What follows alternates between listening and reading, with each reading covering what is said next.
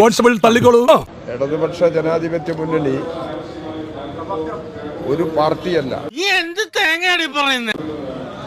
വിവിധ പാർട്ടികളാണ് ഇടതുപക്ഷ ജനാധിപത്യ മുന്നണിക്കകത്തുള്ളത്. എന്തോന്നടാ ഇതൊക്കെ നാണക്കേട്. ഇടതുപക്ഷ ജനാധിപത്യ മുന്നണിയിലെ വിവിധ പാർട്ടികൾക്ക് വ്യത്യസ്തമായ അഭിപ്രായങ്ങളുണ്ടാവും.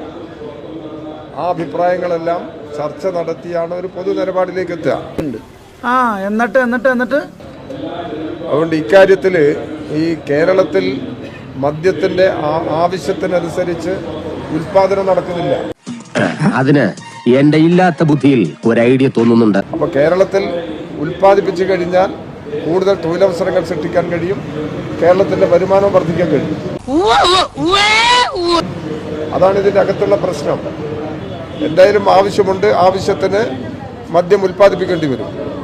എന്തൊരു സ്നേഹമുള്ള കുട്ടിമാമ. അങ്ങനെ ഒരു നിലപാട് നേരത്തെ തന്നെ ഇടതുപക്ഷ ജനാധിപത്യ മുന്നണി സ്വീകരിച്ചിട്ടുണ്ട്. അത് ശരി. അപ്പൊ ഞാൻ ഇടി കൊണ്ടോട്ടെ.